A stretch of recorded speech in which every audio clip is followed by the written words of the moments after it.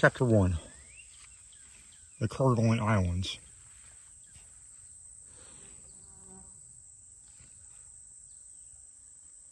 No doubt the following narrative will be received with entire incredulity, but I think it well that the public should be put in possession of the facts narrated in Antarctic mystery. The public is free to believe them or not, at his good pleasure. No more appropriate scene for the wonderful and terrible adventures which I am about to relate could be imagined than the Desolation Islands, so called, in 1779 by Captain Cook. I lived there for several weeks, and I confirm, on the evidence of my own eyes and my own experience, the famous English explorer and navigator was happily inspired when he gave the islands that significant name. Geographical nomenclature, however, insists on the name of Kerguelen, which is generally adopted for the group which lies in 49 degrees by 45 south latitude and 69 degrees by 6 east longitude. This is just because in 1772, Baron Kerguelen, a Frenchman, was the first to discover those islands in the southern part of the Indian Ocean. Indeed, the commander of the squadron on that voyage believed that he had found a new continent on the limits of the Antarctic seas. But in the course of a second expedition, he recognized his error. There was only an archipelago. I may be believed when I assert that Desolation Islands is the only suitable name for this group of 300 isles or islets in the midst of vast expansion of ocean which is constantly disturbed by austral storms. Nevertheless, the group is inhabited, and a number of Europeans and Americans who form the nucleus of the Kerguelen Islands population at the date of the 2nd of August, 1839, have been augmented for 2 months by a unit in my person. Just then I was waiting for an opportunity to leave the place, having completed the geological and mineralogical studies which had been brought me to the group in general and to Christmas Harbor in particular. Christmas Harbor belongs to the most important islet of the archipelago, one that is about half as large as Corsica. It is safe and easy and free of access. The ship may ride securely at a single anchor in its waters while the bay remains free from ice. The Kerguelens possess hundreds of other fjords. Their coasts are notched and ragged, especially in the parts between the north and southeast, where our little islets abound. The soil of volcanic origin is composed of quartz, mixed with a bluish stone. In summer, it is covered with green mosses, gray lichens, various hardy plants, especially wild sassafras. Only one edible plant grows there, a kind of cabbage not found anywhere else, and very bitter of flavor. Great flocks of royal and other penguins people these islets, finding good lodge on their rocky and mossy surface. These stupid birds, in their yellow and white feathers, with their heads thrown back on their wings like the sleeves of a monastic habit, look at the distance like monks in a single file walking in procession along the beach. The islands afford refuge to numbers of sea calves, seals, and sea elephants. The taking of these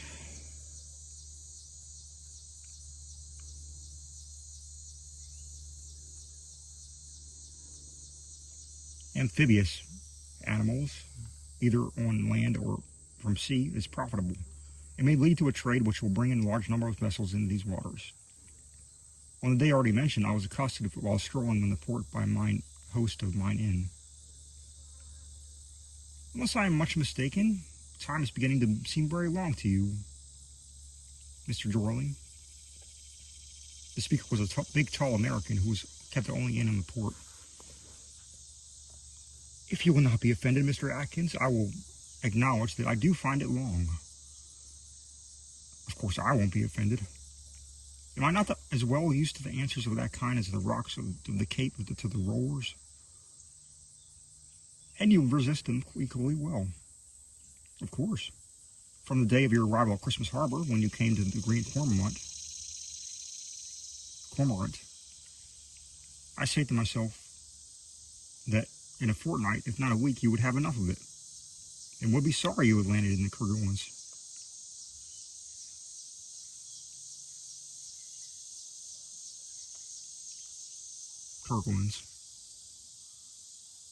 No, indeed, Mr. Atkins, I never regret anything I have done. Anything I have done. That's a good habit, sir. Besides, I have gained knowledge by observing curious things here. I have crossed the rolling plains, covered with hard, stingy mosses, and I shall take away curious mineralogical and geological specimens with me. I have gone sealing and taken sea calves with your people. I have visited the rookeries where the penguin and the albatross live together in good fellowship, and that was well worth my while. You've given me now and again a dish of petrel, seasoned by your own hand, and very acceptable when one has a fine, healthy appetite. I have found a friendly welcome at the Green Cormorant, and I'm very much obliged to you. But if I am right in my reckoning, it is 2 months since the Chilean two-master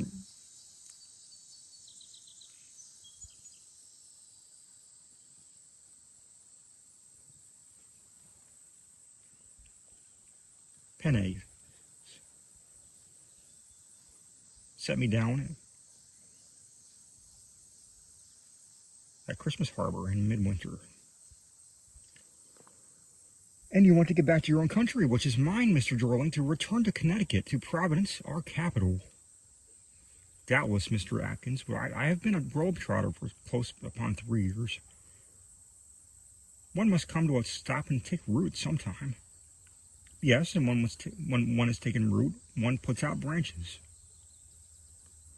Just so, Mr. Atkins. However, as I have no relative living, it is likely that I shall be the last of my line. I'm not likely to take a fancy for marrying at 40. Oh, well, that is a matter of taste. 15 years ago, I settled down comfortably at Christmas Harbor with my Betsy. She had presented me with 10 children, who, in their turn, will present me with grandchildren. You will not return to the old country? What should I do there, Mr. Dorley? And what could I ever have done there?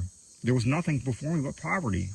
Here, on the contrary, in these islands of desolation, where I have no reason to feel desolate, ease and competence have come to me and mine. No doubt, and I congratulate you, Mr. Atkins, for you are a happy man. Nevertheless, it is not impossible that the fancy may take you someday. Mr. Atkins answered by a vigorous and convincing shake of the head. It is very pleasant to hear this worthy American talk. He was completely acclimatized.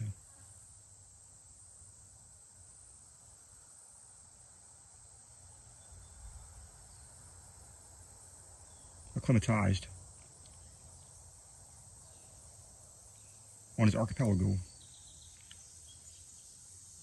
and to the conditions of life there. He lived with his family as the penguins lived on their rookeries. His wife was a quote-unquote valiant woman of the scriptural type. His sons were strong, hardy fellows who did not know what sickness meant. His business was prosperous. The Green Cormorant had the custom of all ships, whalers and others, and they put in at Kerguelen. Atkins supplied all the ships, supplied them with everything they required, and no second inn existed at Christmas Harbor. His sons were carpenters, sailmakers, and fishers, and they hunted the amphibians in all the creeks during the hot season. In short, this was a family of honest folk who fulfilled their destiny without much difficulty.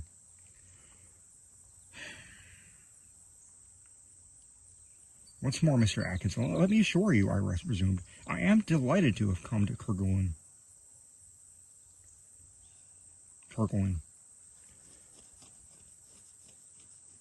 I shall always remember this islands lightly, kindly. Nevertheless, I should not be sorry to find myself at sea again. Come, Mr. Jorling, you must have a little patience, said the philosopher. You must not forget that the fine days will soon be here, in 5 or 6 weeks. Yes, and in the meantime, the hills and plains, the rocks and the shores will be covered thick with snow, and the sun will not have strength to dispel the mist on this horizon. Now, there you are again, Mr. Jorling. Why, the wild grass is already peeping through the white sheet. Look. Just look. Yes, with a magnifying glass. Between ourselves, Atkins,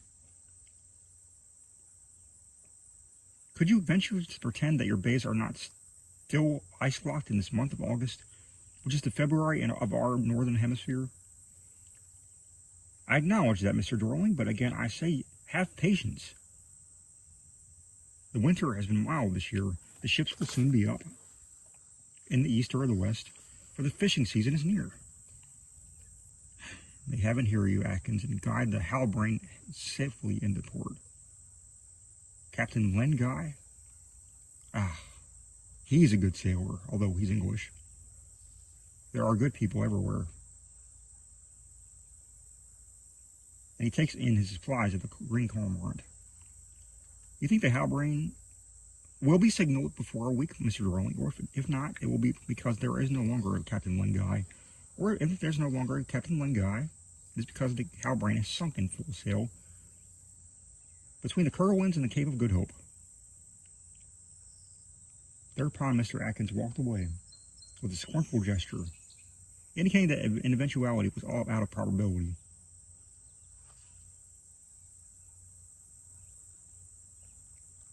My intention was to take the passengers on the board of the Halbrane so soon as she could come to her moors in Christmas Harbor. After a rest of 6 or 7 days, she would set sail again for Tristan da Acunha, where she was to discharge her cargo of tin and copper. I meant to stay in the island for a few weeks in the fine season, and from thence set out for Connecticut. Nevertheless, I did not fail to take in due account the share that belongs to chance in human affairs. For it is wise, as Edgar Poe said, always, quote, to reckon with the unforeseen, the unexpected, and the inconceivable, which have a very large share in those affairs, and chance ought always to be a matter of strict calculation. Unquote. Each day I walked about the port and its neighborhood. The sun was growing strong. The rocks were emerging by degrees from their winter clothing of snow, moss of a wine-like color and springing up on the basalt cliffs. Strips of seaweed 50 yards long were floating on the sea, and the plain, the Liella, which is of Andean origin, was pushing up its low points. And the only leguminous plant of the region, that gigantic cabbage already mentioned, valuable for its antiscorbutic properties, was making its appearance. I had not come across a single land mammal.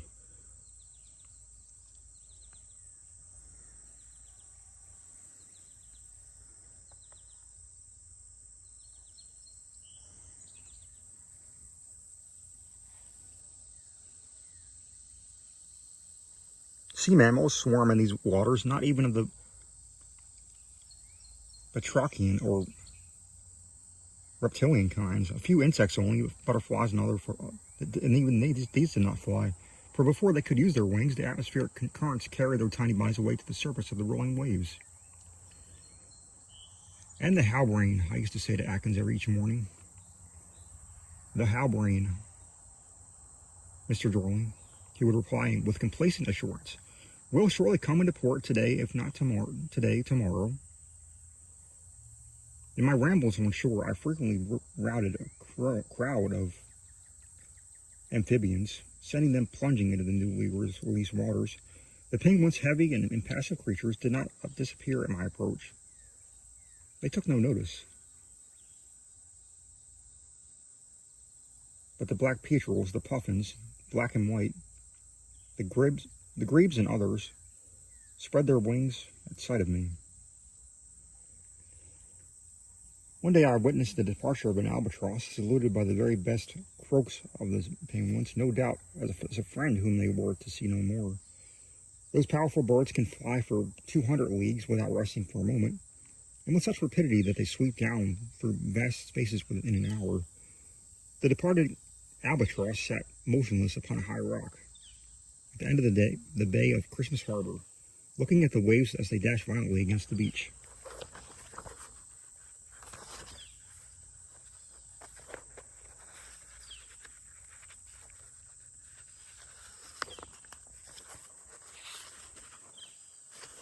Suddenly, the bird rose with a great sweep into the air, its claws folded beneath it, its head stretched out like the prow of a ship, uttering its shrill cry.